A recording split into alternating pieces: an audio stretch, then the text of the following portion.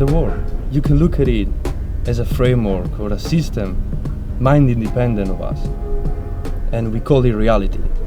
It can be interpreted as an immense database, which through our senses is able to interact with our mind and vice versa. These interactions create feelings that we label as emotions, and I often treasure films that are able to recreate this feeling.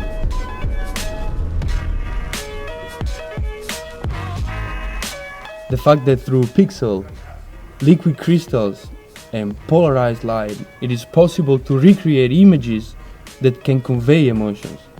I believe it to be a big and for some people very important part of their reality. Given this connection and this human-made creation, I assume that every outcome of it will be of a subjective kind, for it portrays only what minds are able to put into it.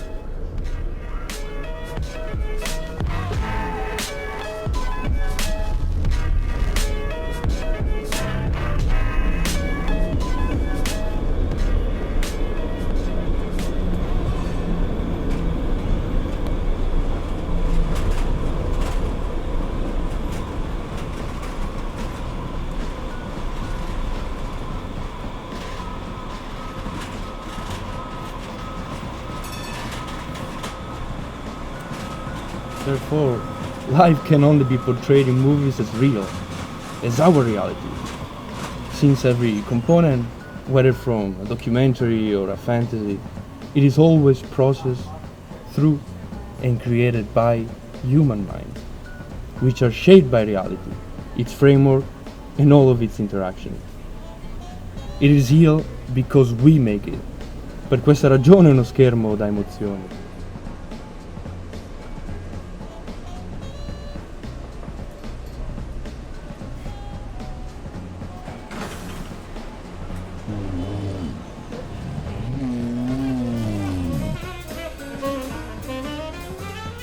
There's always the idea of like, why is this film being made?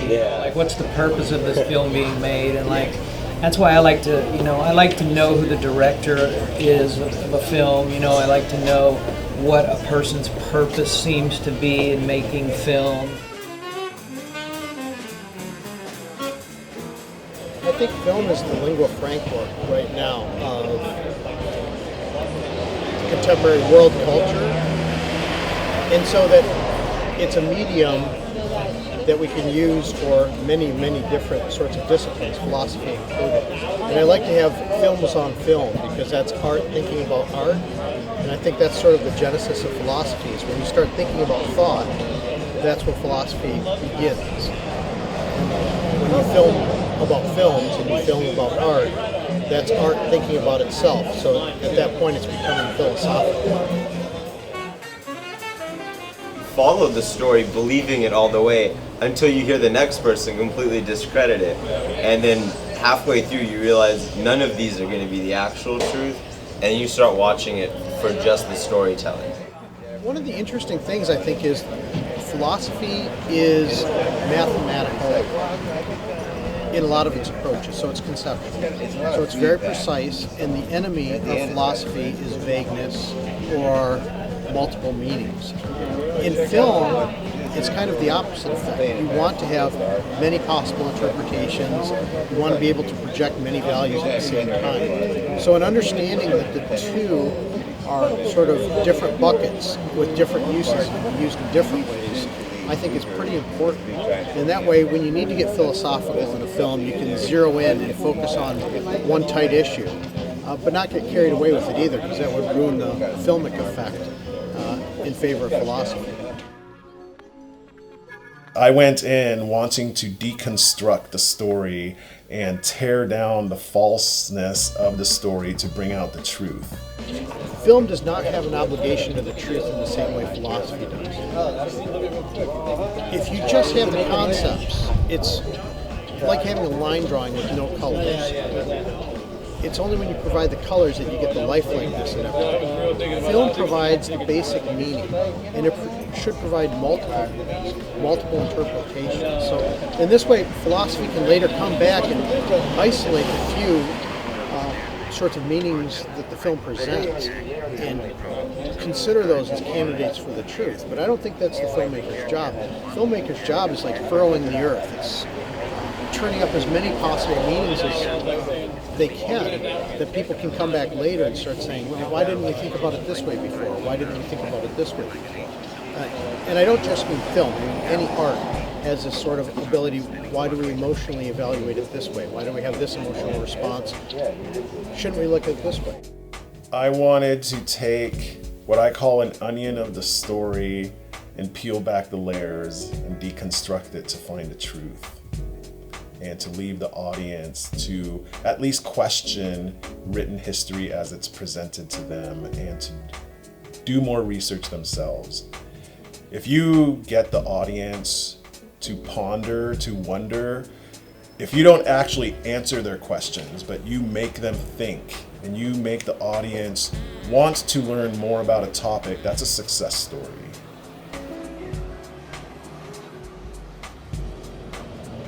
And it's kind of like a glass half empty way of looking at it anyways, if you're saying, you know, everything's been made already, everything's been written already. I mean, you could say all that stuff.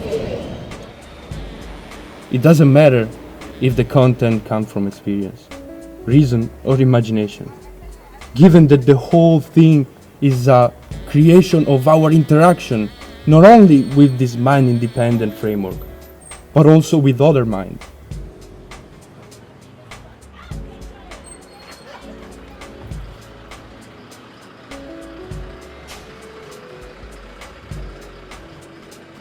And see, that's the thing, is I don't think that you can get much closer as a medium. That's what is so beautiful about it, is it literally invokes everything. It invokes most of our senses beyond a scratch and sniff in like the movie theater or something. It's literally all of our senses, though. I mean, it captures everything. That's really what I think was the most fascinating thing about the medium. You know, the fact that audio comes into such a big portion, performance, the actors writing, directors kind of running the whole show, and then the visual aspect, the cinematography. It's bar none. I don't think that there's so few boundaries to film, and I think that's why it is the closest to reality, is that there's way more power in this medium than really anything.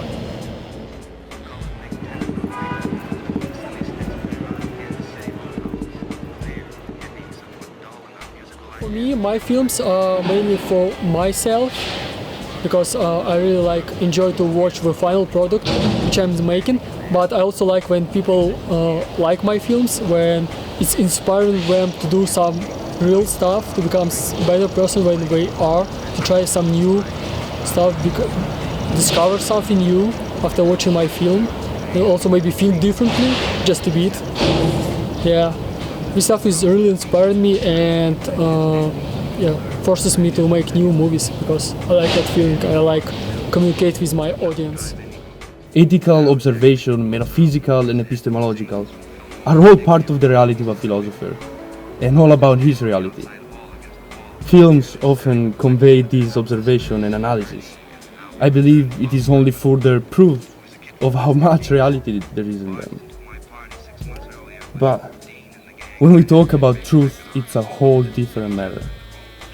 We talked about senses and how they interact with the external world.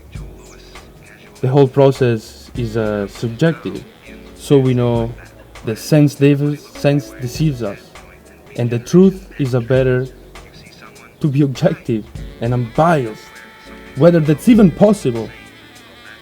I cannot say the truth is always depicted in films.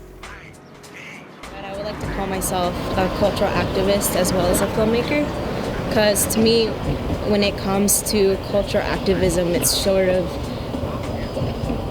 it's different from like social justice. It's more of like being aware of not only the issues that are going on.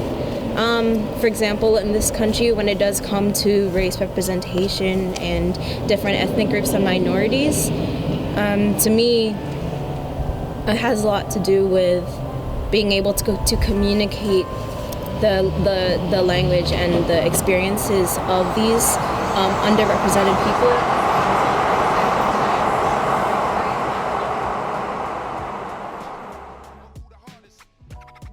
If truth was in film, I wonder, would I have embraced the path of philosophy? Truth is the concept necessary for real progress of our understanding. And if you personally believe that whether because our mind can only grasp subjective truth, or because there is no truth at all, as a dear friend of mine once said, take comfort in the silence of knowing that there is nothing you can do about the chaos.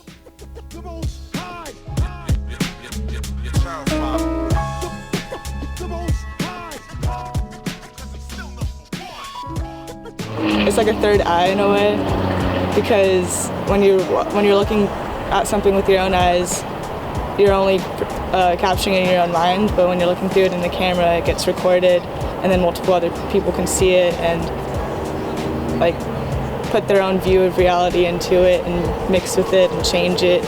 But it's like you get a second chance with the camera, but in real life, you don't really get a second chance. Everything you see is just happening right in front of you.